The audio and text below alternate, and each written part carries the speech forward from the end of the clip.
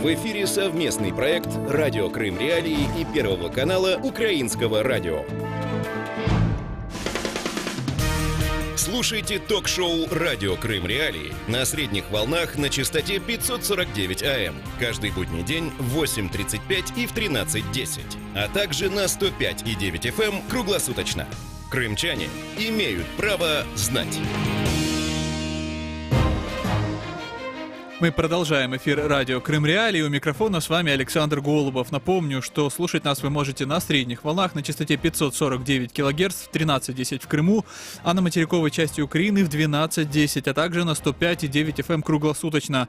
Крымчане могут бесплатно звонить в эфир по телефону 8 800 10 06 926, повторюсь, 8 800 10 06 926, а номер телефона для жителей материковой Украины 044 490 31 18. Тема дня. Сегодня у нас в гостях постоянный представитель президента Украины в Автономной Республике Крым Борис Бабин. Здравствуйте, Борис. Доброго дня, витания крымчанам. Это хороший повод для нас обсудить ряд важных крымских вопросов. Чем закончился конкурс на перевозку пассажиров до админграницы и кто будет ее теперь осуществлять? Какие виды сообщения с материковой Украиной вообще доступны для крымчан? С какими трудностями сталкиваются жители Крыма при оформлении документов на материке и что можно сделать для их решения? А также, что написал в письме руководству Меджлиса президент Украины Петр Порошенко. Все это мы обсудим в ближайшие 25 минут.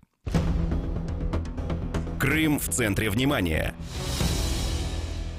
Итак, напомню нашим слушателям, мы беседуем с постоянным представителем президента Украины в Автономной Республике Крым Борисом Бабиным.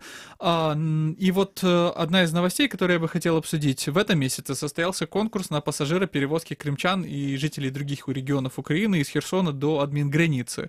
От аэропорта Херсона на админграницу с Крымом теперь будут ходить автобусы. И вот, насколько я понимаю, заседание конкурсного комитета, на котором были распределены эти маршруты, прошло в Херсонской облгосадминистрации, и там есть маршруты от областного центра до курортных поселков области, а также 3 маршрута от аэропорта Херсона к пунктам пропуска Чонгар и Каланчак. Вот, Борис, как буде тепер виглядати транспортне сообщення з адмінграниці? Подивимось, бо до цього було замкнене коло, тотальне панування нелегальних перевізників з КПВВ та через КПВВ в окупований Крим, і повна відсутність легальних перевізників з КПВВ Каланчак до Херсону, і імітація легальних перевезень з КПВВ Чонгар до Новоолексіївки Генічеська. Там стоїть собі такий автобус, його ставлять, куди приїжджає, знаєте, якась іноземна делегація чи наші посадовці, показати, ось він тут стоїть, а насправді там мафія, яка абсолютно контролює цей ринок, всі це прекрасно розуміють. Основний, як то кажуть, аргумент корумпованих чиновників, які повністю, як то кажуть, сьогодні на кошторисі цієї мафії, у тому, що, а якщо ми їх прогонимо, хто буде завозити? І тому ми сьогодні з певною мірою задоволені, що рік наших вимагань, поставити легального перевізника на маршрут КПВ Каланчак-Херсон, все ж таки почули нас, відбувся конкурс. Далі питання друге, як цей перевізник буде виходити на маршрути, бо, на жаль, на КПВ Каланчак також сформувалася мафія, і наразі нам необхідно, звісно, захищати легальних перевізників, а з іншого боку, легальні перевізники мають надати конкурентну спроможність. Бо якщо знову-таки це буде фейк і поставлять для картинки один автобус, якому нелегали не будуть їздити, це не буде рішення проблеми. Ми сьогодні вбачаємо основні формати сприяння покращенню ситуації. Перше, спроможність легальних перевізників.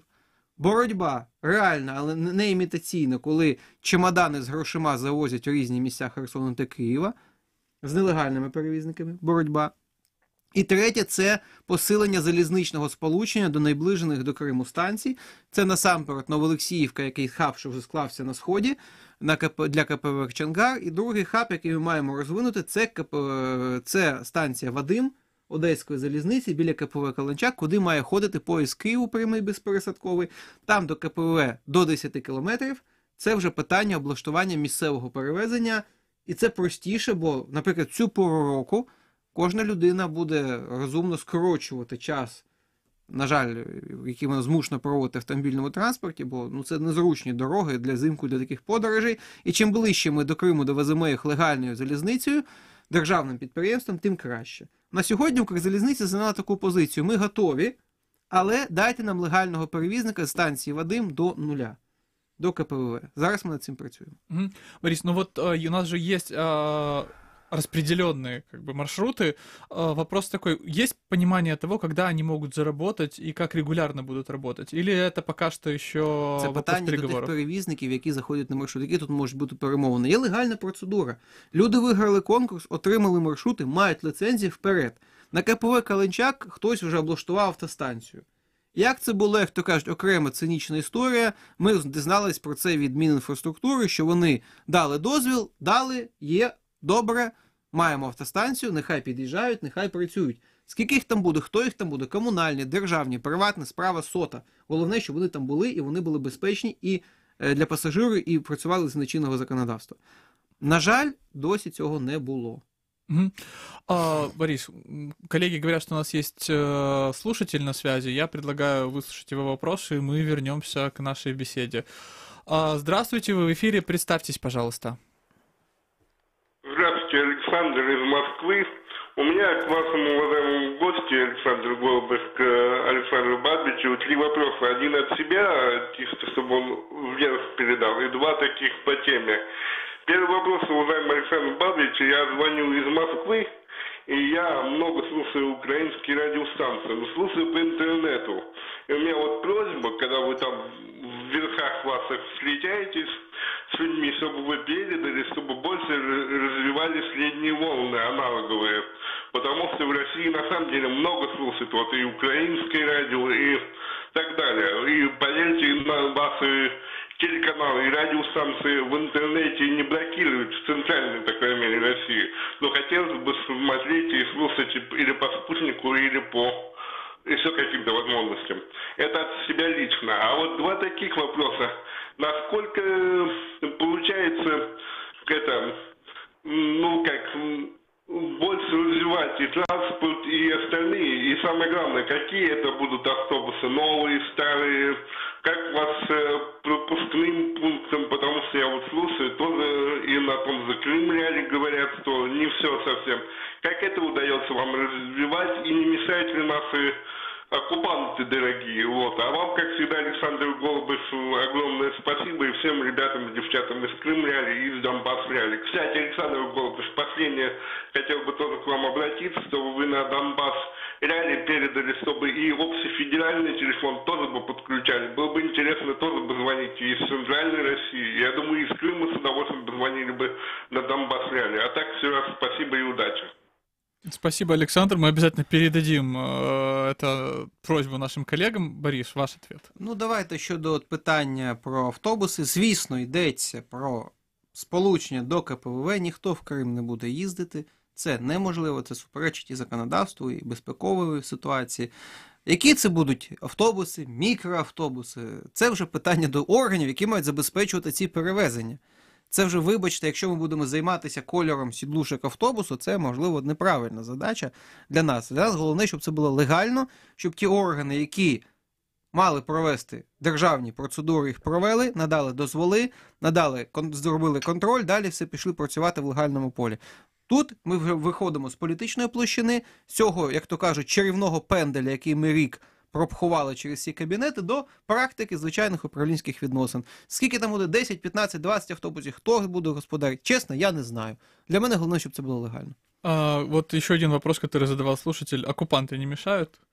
Якщо це буде до КПВВ, фізично вони не будуть заважати. Те, що вони через власну агентуру заважають цьому, це безумовно. Бо, дивіться, нелегальні перевізники, які їздять в Крим, ми всі дорослі люди. Жоден нелегальний перевізник не заїхав би 100 метрів після КПВ без підписки ФСБ РФ. Ми це все прекрасно розуміємо. Усі вони працюють на державу-агресора. Їм цим дуже вигідно, коли сьогодні у нас є маршрутка Київ, Ялта, Харків, Сімферополь. І коли ви заходите, я вже казав неодноразово, в цю маршрутку в Києві, це те саме, що ви заходите в камеру допитів Жанкойського ФСБ. Це їх мережа впливу через нашу корумпованість, через нашу, на жаль, таке, знаєте, самоусунення певне від цієї проблеми, вони збудували цю систему, яка сама себе годує на людях наших, вони наживаються, вони мають свої, як то кажуть, негативний безпековий вплив, і вони ще корумпують наших чиновників в цій сфері, отримують агентів впливу в Києві, в Херсоні і так далі. І це все ми маємо припинити. Оце їм насправді страшно. А звісно, що питання комфорту і зручності людей для них питання 125. Борис, вот еще один важный аспект инфраструктуры на админгранице – это пункты пропуска. Ранее, насколько я знаю, планировалось потратить 105 миллионов гривен на их оборудование. Подскажите, есть ли какие-то подвижки в том, чтобы привести эти пункты пропуска в порядок? Ви знаєте, от дивлюся за вікна вашої студії, бачу сніг. Я думаю, що дуже скоро він піде і там, біля КПВВ, і на цей момент цей сніг вкриє пусту землю, бо ніяких робіт не проводилося. Більш того, ми, представництво президента України в АРК, не залучені в процес оцінки цих проєктів, в процеси оцінки їх кошторисів. Ми зверталися до усіх. Неодноразово, багаторазово, починаючи від міністерств, відомств, закінчуючи структурами, які мали ці проєкти опрацювати чи погодити, ми ніяких проєктів на цей момент підписаних та узгоджених не бачили. Сьогодні вже, вибачте, 14 листопада. Бюджетний рік добігає кінця. Ми дуже хотіли б їх побачити до того, як нас повезуть всіх на КПВВ, розріжуть ленту і скажуть, ось ми щось тут збудували за 105 мільйонів, не знаємо що, але давайте похлопаємо, бо це ж для людей. От не хотілося б, щоб так все сталося. Хотілося б все ж таки, щоб ті умови, які ми рік озвучуємо, були імплементовані, а це освітлення до нуля, це пішохідні доріжки, це нормальний асфальт, це нормальні умови роботи прикордонників і інших безпекових служб, це, знов-таки, зупинки для легального перевізника, це місце обігріву, це аптечка, вибачте, сьогодні на КПВ Чонгар, там було, де була аптечка, зараз склад, як то кажуть, пива безалкогольних напоїв приватної структури.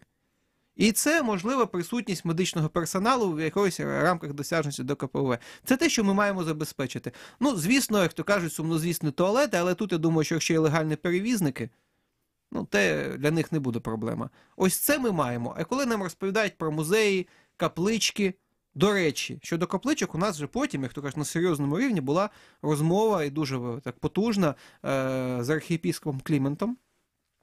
І це їх позиція має бути щодо об'єктів культи. І ми сьогодні маємо чітку позицію, що релігія і церква українська має бути там, де українські люди, а українські люди сьогодні на КПП не зупиняються. Вони там проходять, ідуть далі на безпечну територію.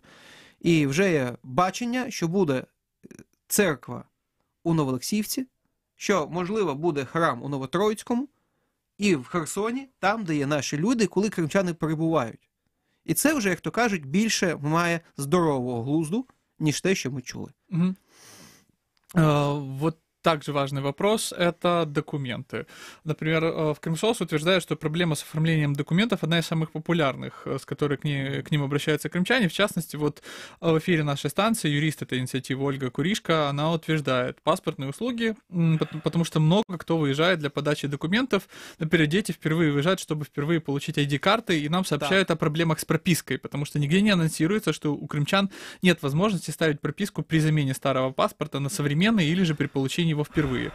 И вот просто вот там получается очень такая ситуация, что одни службы решают это таким образом, другие таким образом. Есть ли какие-то единые стандарты и вообще как быть кримчанам в такой ситуації? Ситуація має декілька рівнів проблеми. Перший рівень проблеми, який ми сьогодні вирішуємо, це можливість фізично подати документи.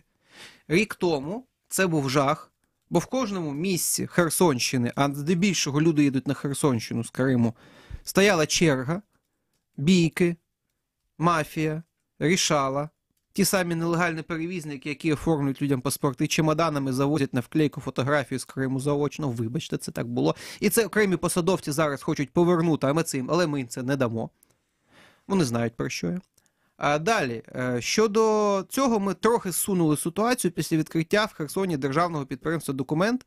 Там на сьогодні 15 кабинок для оформлення паспортів. Там на сьогодні після обіду нема черги. Ви можете в 2 години дня, до речі, кримчан наполегливо закликаю, не слухати посередників, не звертатися до них. В Херсоні в ДБ документ немає черг на подачу документів. Єдине прохання, не приходьте туди зранку, там у 7 чи в 6 чи в 5, як ви звикли, бо в цей час сірий. Там з'являються шахраї і кажуть, ой-ой-ой, ви нічого не зробите, дайте мені 100 гривень, я піду порішаю. Ні, приходьте в обід, після обіду, там нема черги. Зайшли, сидить дівчинка, хлопчик під камерою, все це знімається. Я хочу здати документи. Є проблеми? Дзвоніть СБУ, дзвоніть представництво президента, ми там через дорогу. Ми всім допоможемо. Дзвоніть, звертайтеся на гарячу лінію. Це перший рівень. Далі є дійсно питання. Перше питання – ідентифікація. На сьогодні всім наполегливо раджу вчергово оформлювати ID-картки. Бо паспорти, книжечки старого зразка відживають свій вік. Люди сьогодні хочуть переклеювати фотографію, проходити, вибачте, митерства ідентифікації, а далі все одно будуть оформлювати собі ID-картки. Тому краще зробити їх одразу. Є механізм. Ви подаєте документи на ID-картку, вам дають анкету-довідку на повернення в Крим, і прикордонники наші вас випустять, а потім по цій анкеті впустять. Є дійсно питання реєстрації, ми чекаємо на зміни законодавства, бо на сьогодні немає регіонального органу влади щодо Криму. І немає ніяких органів місцевого самоврядування в Криму. Ми маємо визначити в законі, хто ставить цю відомість щодо реєстрації особи для окупованих територій. Це величезне питання. Досі це вирішувалося в ручному режимі, на жаль. Хтось реєстрував ці реєстрації, хтось не реєстрував. І через це ми маємо певну фейковість ситуацію, коли частині кримчан окремі посадовці радять оформлювати статус внутрішньопереміщеної особи, зокрема тим, хто не є ВПО і фактично живе в Криму, тимчасово перебуває на материк, але їм кажуть, ну ви ж порозумієте, реєстрацію важко, оформіться там собі ВПО в Херсоні, ми вам допоможемо. Це розв'язує нам руки з точки зору законодавства. Дійсно розв'язує. Дійсно, люди йдуть на цю не дуже законну схему, щоб просто спростити свій стан. До речі, зверніть увагу, кількість ВПО з Криму зросла на 10 тисяч за рік. Це не тому, що 10 тисяч виїхало. Угу. То есть решить эту проблему можна тільки на законодательному уровні? Щодо механізму реєстрації, так, внесення змін, але сьогодні ми маємо, як то кажуть, знаєте, як завжди, у нас краще ворог доброго, у нас є закон, який зараз має проголосувати парламент, що новий закон про реєстрацію, там це відображено, чекаємо. Угу. Тобто, в принципі, така ініціатива є? Є. Це, ми знаємо про цю проблему, вона має вирішити законодавчо. Є понимание того, когда это может произойти? Парламент, у нас, ви бачите, що відбувається в Верховній Раді. Крим не дуже популярна тема. Це дуже популярно, коли слід не голосувати, наприклад, за скасування ВС Крим. Бо ви знаєте, наших народних обранців, всі їх знають, які там мають бізнес. Оце їм цікаво, не голосувати. А голосувати за якісь зміни до кримчан для цих осіб, можливо, не дуже цікаво. Це ж не їх бізнес. Угу. Вот если поговорить о других проблемах, которые связаны так или иначе с аннексией, вот показательная ситуация с Нордом, с судном, которое было арестовано. Вот господин Аксенов, когда встречал моряков Норда, утверждал, что вот они молодцы, они являются гражданами России. Давайте послушаем, что сказал тогда Аксенов. Ребята молодцы, мы в принципе за них не волновались, что они займут четкую позицию, они граждане Российской Федерации. Вот за мужество им тоже огромное спасибо, молодцы, то есть, ну что тут говорить, слава богу. И, конечно, да, залог успеха, то, что президент лично держал все это на контроле, мы тут как в поле трудились, но лидер нам четкие давал указания, установки и многие вещи, вот мы вчера вечером все это согласовывали. Но все было вот буквально с колес. Вот, Борис, расскажите, пожалуйста, какие указания дал лидер покинуть территорию по российским паспортам? Как они покинули территорию знаєте, я навіть боюся уявити України? собі, які там як це дається та виконується, ці хворі уяві странних людей, які потім в суді будуть казати, що ми ж божевільні, ну дивіться, що ми там віщали в пресу. Чи може здорова людина таке віщати? Дійсно, це може, навряд чи. Я знаю цю ситуацію дуже добре. Можливо, нагадати так сюжет. Кримські рибалки, громадяни України, вони знаходились тривалий час в російському посольстві, тому що на їх родини чинився страшний тиск в Криму. Їм казали, якщо ви вийдете по українським паспортам в Крим, ми вас посадимо як браконьєрів. Років на 10 всіх. Через, на жаль, розхлябаність окремих наших органів, які мають координувати правоохоронну діяльність по Криму, сама от ситуація під затримання Норду, там була певна пауза, якою скористалися росіяни, російські так звані дипломати, ми розуміємо, насправді, на кого ці офіцери працюють, зайшли на борт, дали цю команді, построїли їх, залякали і повезли в російське консульство, посольство в Києві. І через цей наш, як то кажуть, ляп, який, це наша провина, це відповідальність тих органів, які це допустили. Ці люди були заручниками весь цей час в підвалі російського посольства в Києві. Знаєте, це жахлива ситуація, сюрреалістична, коли у нас, по-перше, звісно, на нашій території в умовах війни працює вороже посольство, а в підвалених цього посольства в якості заручниках тримають українських громадян, лякаючи їх злою долею дома, в Криму. Паралельно для картинки росіяни захопили декілька екіпажів материкових рибалок. Це екіпажі з Одещини, це екіпажі з Миколаївщини, з Херсонщини. І вони їх тримали в заручниках в Криму і далі пропонували якийсь обмін. Ми кажемо, супер! Тобто ви тримаєте людей без будь-якого процесуального статусу тут і там, ви вимагаєте щось, якісь політичні вимоги висуваєте. Ви читали міжнародні акти про боротьбу з тероризмом? Знаєте, хто ви після цього? Це перше. Друге. Була, можливо, ви знаєте, таке сумнозвісне шоу комісії Україно-російська щодо розподілу квот рибальства. Вона чомусь не завершилася успіхом для росіян та наших корупціонерів, не підписано протоколу, нема розподілу квот, нам розповідали, що світ рухне. Я думаю, що він не рухне, все буде гаразд з рибою на Азові, бо там і наші військово-морські сили, а вони будуть стріляти. І росіяни це знають, у них трохи включився рефлекс на літеру «С», що зараз. Це таке, це вже ми лірикою зайнялися. А по суті, серед інших вимог наше окреме патріотичне об'єднання громадян поставили жорстку умову до Держрибагентства України, до всіх інших органів влади не підписувати ніяких протоколів про торгівлю батьківщиною, зокрема українською рибою з росіянами, як мінімум до того, поки наші заручники у цій сфері, саме рибалки, я не кажу про політв'язнів, саме рибалки, не будуть звільнені. І ви знаєте, за дивним збігом обставин одразу після цього почалися процеси з їх звільнення і з Києву, і з Криму. Я не буду коментувати, хто це як організовував, ну звісно, що пан Гоблін до цього має приблизно таке відношення, як оця чашка, але йому вже, як то кажуть, сказали, що ось приїжджай, попіарся, людина приїхала, попіарилась, ну нехай собі, як то кажуть, за що це в приговорі. А покидали вони територію по російським паспортам? Ні, вони покидали територію за довідками, які вони підписали добровільно, що вони українські громадяни, там було фото, відповідно відмітка Держприкордонслужби України. У нас є право пропускати наших громадян без паспортів в окупований Крим, бо це наша територія, і так часто буває, ну, людина хоче, наприклад, та сама анкета-довідка після того, як здали документи на паспорт. Це буденна справа. Росіяни зробили з цього шоу, показували там якусь тряпочку, що людина там в труселях ховала 3 місяці. Я не знаю, як вона мала б насправді виглядати в таких умовах, але якщо вони ставляться до триколора саме так, то, я думаю, це добрий симптом. Вот еще одна важная тема, которая касается именно ситуации с Нордом, это судно сейчас пытаются продать. И вот российский адвокат Янис Юкша рассказал, как будет действовать российская сторона в случае, если Украина таки продаст корабль. Давайте послушаем.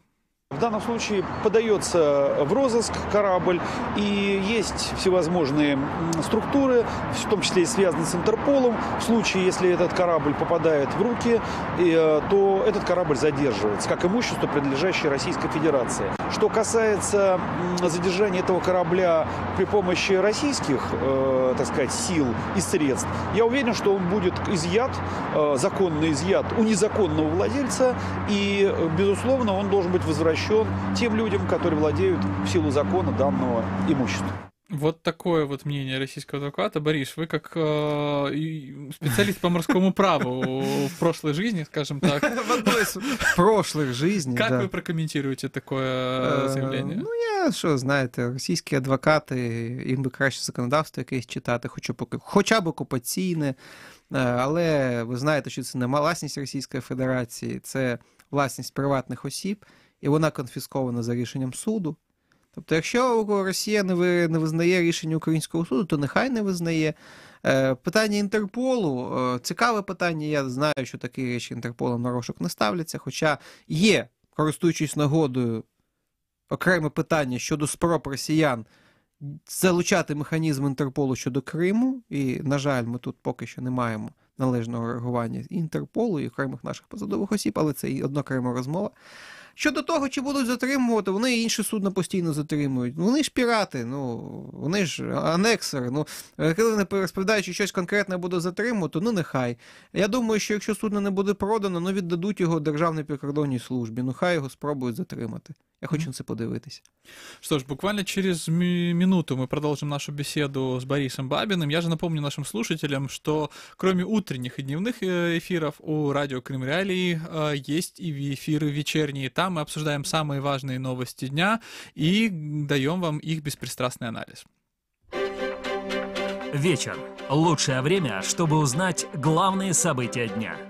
С понедельника по пятницу в 19:30. Крымский вечер на радио Крым Реалии. И вот еще один вопрос, который бы я хотел обсудить с Борисом Бабиным, он касается изменений в Конституцию относительно Автономной Республики Крым, который предлагает президент Украины. Вот он недавно написал письмо делегатам Курултая, крымскотатарского народа.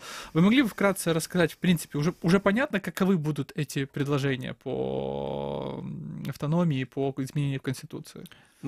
Наскільки я можу зрозуміти, йдеться про забезпечення прав кримськотатарського народу в Криму на історичній батьківщині. Щодо забезпечення прав кримськотатарського народу як корінного народу в розумінні стандартів ООН.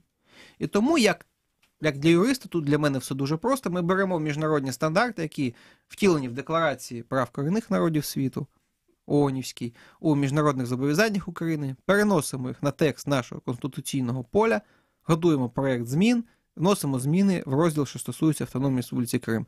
Це має зробити Конституційна комісія, там наші науковці, експерти.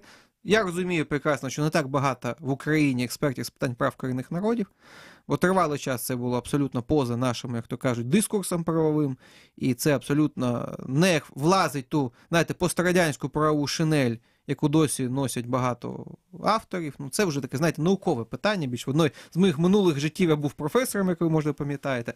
Тому, як на мене, я розумію ці складнощі, які виникають у Конституційній комісії, суто як науковець я це розумію.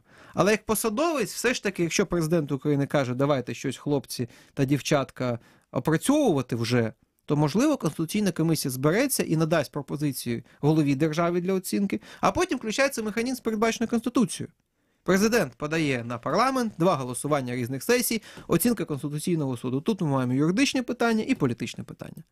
Нет, условно говоря, как это будет выглядеть после предложения Конституционной комиссии, примерно понятно, но вот, возможно, есть какие-то подробности того, что наработала Конституционная комиссия? Я не знаю, я не член Конституційної комісії. Я це дізнаюся, коли побачу текст, який чи поданий президентом до парламенту. То есть вы считаете, что пока что лучше это не комментировать? Я не знаю, що коментувати. Я, як юрист, якщо я побачу конкретний текст, наприклад, підписаний головою держави як подання, чи конкретний текст підписаний головою чи заступником голови Конституційної комісії на президента, я вам скажу, ось це текст конституційних змін. Давайте його обговорити юридично, політично, безпеково. Що зараз обговорювати? Покажіть мені текст, будемо говорити. В принципе, вот вы думаете, что Верховная Рада Украины в новом и, скорее всего, нас ожидают уже в ближайшем времени парламентские выборы, скорее всего, уже в следующем даже составе, сможет проголосовать за изменения в Конституцию, чтобы пойти навстречу кримським татарам? Теоретично, зараз ми ще маємо 2 сесії до виборів. Якщо це буде зроблено зараз. Теоретично. А далі вже, знов-таки, все залежить від тексту, бо депутати мають проголосувати конституційною більшістю. А є шанс, що успіють показати ці зміни до цієї сесії? Не знаю, це питання до Конституційної комісії. То есть, пока что от них никаких сигналов позитивных не поступало. Якщо я мав про що вам казати, я б казав. Не маю про що казати. И, в принципе, насколько разумно, по вашему мнению, решать, скажем так, вопросы изменения Конституции по Крыму в момент, когда Крым не подконтролен Украине, когда он находится, к сожалению, в руках росіян? Декілька тез. Перше, ми це мали зробити давно. Ці зобов'язання перед кримськотатарським народом, вони існували в Україні завжди. Ми це не зробили до деокупації. До окупації, вибачте, це велика проблема наша. І ми це маємо зробити незалежно від того, Крим окупований, деокупований. І крім того, ці зміни не є знаряддям деокупації. Це є знаряддям відновлення історичної справедливості. Бо не можна, я казав це багато разів, перекладати питання деокупації Криму на плечі кримсько-татарського народу.